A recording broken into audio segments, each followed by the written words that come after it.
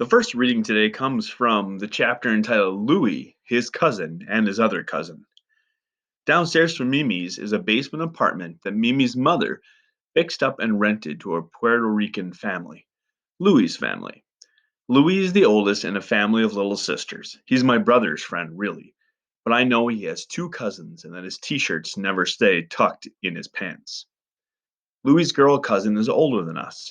She lives with Louie's family because her own family is in Puerto Rico. Her name is Marin or Maris or something like that, and she wears dark nylons all the time and lots of makeup she gets free from selling Avon. She can't come out, gotta babysit with Louie's sisters.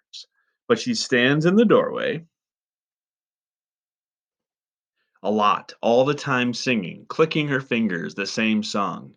Apples, peaches, pumpkin pie. You're in love and so am I. Louis has another cousin. We only saw him once, but it was important.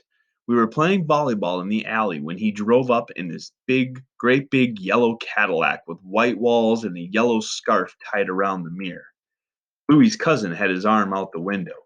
He honked a couple of times, and a lot of faces looked out from Louis's back window. And then a lot of people came out. Louis, Marin, and all the little sisters. Everybody looked under the car and asked where he got it. There were white rugs and white leather seats.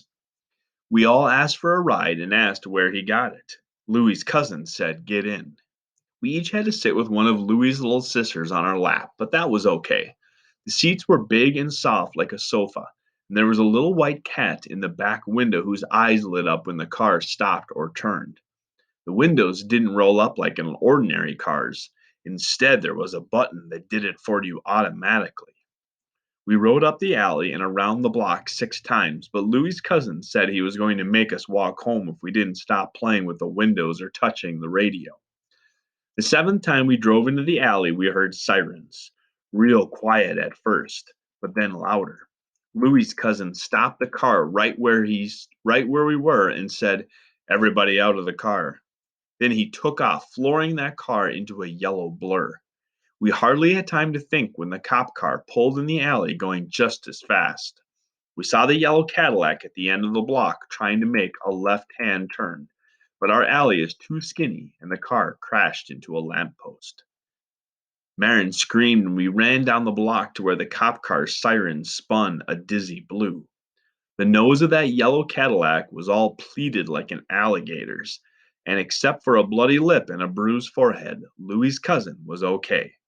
They put handcuffs on him and put him in the back seat of the cop car, and we all waved as they drove away.